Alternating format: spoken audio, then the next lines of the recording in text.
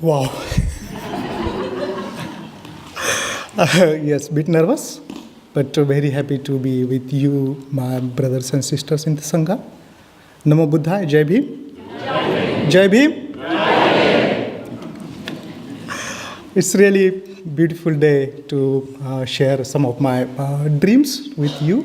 As we are today just talking about the visioning of the future, just they asked me to dream. So in 15 minutes, whatever dreams comes to my mind, I am just going to share that with you. Bear with my English; it's not very good. I wanted to start with quoting Bhante, which already Viveka quote yesterday, but I'll still do that because when I prepared my talk, this quote was the first thing I was going to say. What we imagine today, we may execute tomorrow, and the dream of the night may become the reality of the morning. So let me imagine, let me dream. This is my sentence, let me dream.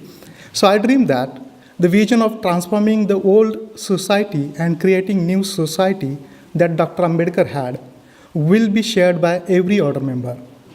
I also dream that every order member will appreciate the importance of Dr. Ambedkar because he is the major example of the application of the Dhamma to social transformation. He not only dreamed, he did it. He not only dreamed, he did it actually. So he is the example for those who wants to make some change in this society. And I believe every one of us sitting in this room has that wish. Our world should be different or will be different. So if anybody of us wants to see that new world, needs to follow this example of Dr. Ambedkar, which is sort of a live example in front of us, how Dhamma can be socially transformative. So this vision of social transformation is fully shared by our teacher Bhante. Both Bhante and Dr. Ambedkar saw the Dhamma as a dynamic force for the transformation of self and others. Bhante picked up the thread of a social transformation from Baba Sahib. As he himself said after meeting Baba Sahib, this theme became more vital in his thinking. Bhante also said, I become much more aware of the social dimension of Buddhism. He said further, in fact, the social dimension of life itself. It's a great thing, actually, what Bhante is saying. It's not a just dimension of Buddhism. It's a dimension of life itself. If the Buddhism is a life, so this social transformation is the dimension of life itself. Such a great thing Bhante really appreciated about Dr. Ambedkar. The vision Bhante had to form an international Sangha, which transcends all barriers as a means to spread the Dhamma all over the world, meets the vision of Dr. Ambedkar. It's fulfilled the vision of Dr. Ambedkar. So what I really want to see, that this vision of both of them, of creating a new society and understanding of them, how to bring it about the new society, has relevance to everywhere in the world. It is not that Dr. Ambedkar is relevant in India and Bhante is relevant in West. It is the vision which is relevant to everywhere in India. For us, both of them are very great. For us, we have a respect for both of them. It's a faith we have for both of them. We know that. Recently, we've been on a men's convention. And most of the Indian order members, you see that actually they are in a big number actually, and we cannot really avoid them sensing their presence because they are in a good number. They come here to attend the convention. They come here to see their brothers and sisters practicing the Dhamma. But they are not here only for seeing their brothers and sisters practicing the Dhamma. They are here. They were longing for a sight of Bhante. Since 1992, Bhante haven't visited India. And so many people, they just long for it. And when the Indian brothers, they got opportunity to just have a photograph with Bhante on the men's convention, they were longing. Every day they were just pursuing. And in the end, they got an opportunity to see a Bhante just for a photograph. What happens? Can you imagine? Their eyes were in tears. Their eyes were in tears. And it is not just an emotional thing, actually. It's not just an emotional thing. It came out of a gratitude towards Bhante. The Dr. Ambedkar has given us a Dhamma which changes our life, But if it hadn't been a Bhante Sangharakshita, we wouldn't have known how to practice the Dhamma in day-to-day life. So our respect comes from that gratitude. Our faith comes from that gratitude. And I dream that gratitude will be continued in next future, next 50 years, 100 years. We will be faithful as we are now to Bhante and Baba Sahib. We'll be faithful to him, we'll be loyal to him, we'll be loyal to his legacy, whatever he is giving. So that's the future I am really dreaming for the Sangha. The second dream I have, there are smaller, so many dreams in it, but this is the biggest dream I want to just share. I want to see that the dream of Dr. Ambedkar's new world, Dhammarajya as he called it, kingdom of righteousness, fulfilled through our Sangha. This vision of the new world, which is based on principle of the Dharma, is the answer to nationalism, extremism, and authoritarianism. This may be, are you right to understand? Okay? Because some of my pronunciation are not that good. Which are the chief problem world is facing today. By the vision of new world, we'll learn to respect humanity. And it will bring genuine fraternity among people. As Dr. Ambedkar said, right behavior of a human being to another human being is the Dhamma. Sangha is the living example of that fellowship, showing the model for how human beings should behave towards each other. This is very important. Sangha is a modeling. I'm seeing that actually. Yesterday we had 4 guests talking about the situation in the world. Most of those situations are created by humans' behavior to other human beings, humans' behavior to the nature, humans' behavior to our surrounding. If you could really change that behavior with each other, we will be modeling as some kind of a different society. And that's what all 4 people were asking us to do. They were asking us, can we be a different as a Sangha? Can we be a different? That was their question to us. And I dream that actually we can model that sort of a different behavior as a human being to other human being. That will definitely change, bring a lot of change in the world. And this is why Dr. Ambedkar said that one of the reasons behind the forming of the Sangha of a Buddha was to show a model to the society, so that people can learn from that model and people can trade on that model.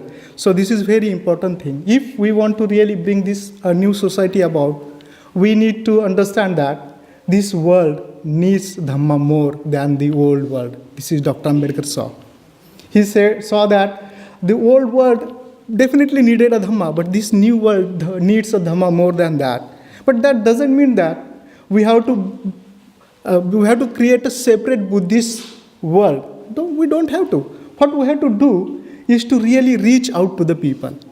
What we have to do, we have to really reach out to the people and make the Dhamma available to the people. This is very important. Another thing Dr. Ambedkar very strongly said that he gave one of the reasons for the decline of the Buddhism in India, that excessive focus on bhikkhus centralized in the vihara and not reaching out to the laymen. This is very important actually, the reason Dr. Ambedkar gave. So if we want to bring a new society into beings, we need to really look at ourselves and we need to reach to the people, those who are in the need of the Dhamma. We need to make the Dhamma available to the people. And to do that, we need to come out of our comfort zone. We need to step out of our own conditioning. This is very important.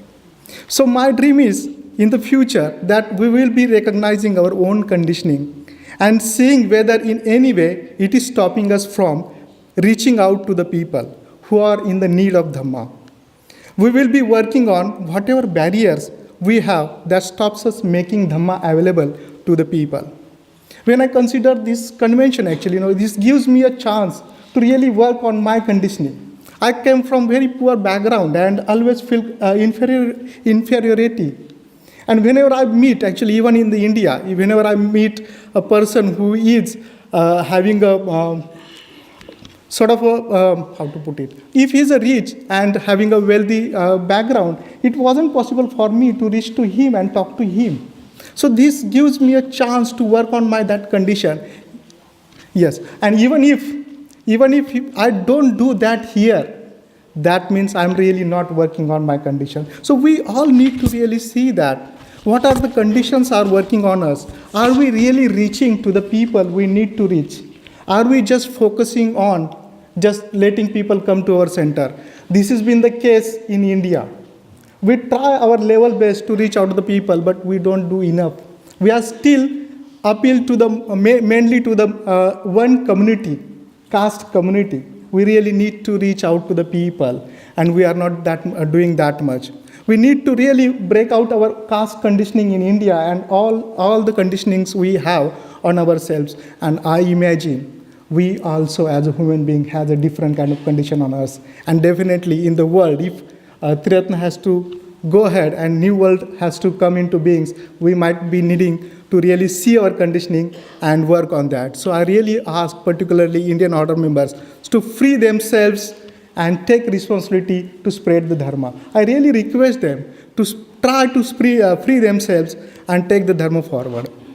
I just want to dream again, which is very important. I want to see Indian Dharmacharinis in leading positions and in our order and movement, and that they will be prominent in teaching the Dhamma, breaking the Indian conditioning. I dream that the women will be becoming members in a large numbers. For some time, we Dhammacharis need to make sure that we support them and in taking responsibility. At least we don't get into their ways or don't respond to them in the old ways. That is the way the men usually responds to. So I really dream that, and we need to take more inspiration, means we all need to take more inspiration from you. Whenever our Dhamacharinis came to UK and this kind of convention, they get inspired. They see how many women are taking responsibility and how strongly they are thriving for the Dhamma and taking the Dhamma out. So they get inspired. And that helps them really to do something with their lives. This is very important, not as an individual for them, but this is important in terms of society also. Because Dr. Ambedkar said that he measures the progress of the society on the basis of progress of the woman in that society. So if Triratna in India has to be progressed, then women needs to be progressed, and which they are trying to definitely. And we Indians needs to definitely give them a support. Another point I want to make, this whole world is not going to be a real Dhamma world unless we brought another important element into it, that is drawing young people in. I dream these young people will be leading order and movement, which of course does not mean that not respecting experience in the order.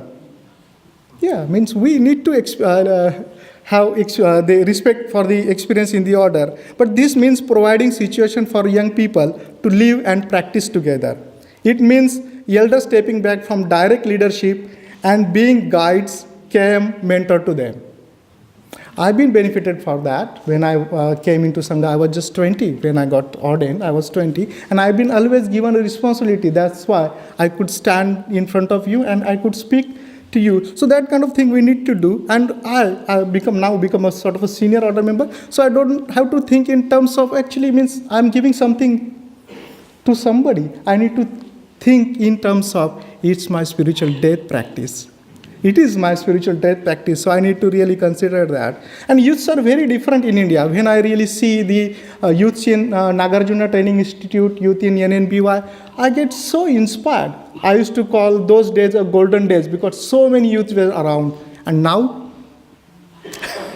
it's coming up. Yes, definitely coming up, but we really need to understand the youth. We really understand their situation. They are different. They are different than their parents. They are different than as I am. My younger son sometimes says that actually I get bored. Somebody said same thing to Subhuti, and my son said the same thing to me. So they need a different kind of approach, and we need to really understand that. We need to give them a responsibility, and we need to trust on them. In the end, I want to make a final point, that is, I dream a different kind of a family in India. India is still a very family-based thing. Last 1 minute. Yeah. Okay. Yes, I want to see the different kind of a family coming into existence because the families are in a different way emerging. Indian family is very different, but the order members who are husband and wife to each other, there are a number of children who are order members actually. So their family is really relating with each other as an individual, really taking responsibility as an individual, and just not seeing the hierarchical thing. Considering my example, I try to do that in my family. It's not perfect. It's a sansara. It's not going to be perfect. But I'm still trying to do that. And I want to see that kind of families are emerging more and more. But same time, we will definitely appreciate a different kind of a lifestyle, different kind of a lifestyle than most order members in India do. And I request Indian order members to really appreciate that different lifestyle also. In the end, I would just say that my dream is that the Dr. Ambedkar's message sounding around the world, and we all need to hear it, and we all need to act on it. That is service to Dhamma, is service to humanity. Thank you very much.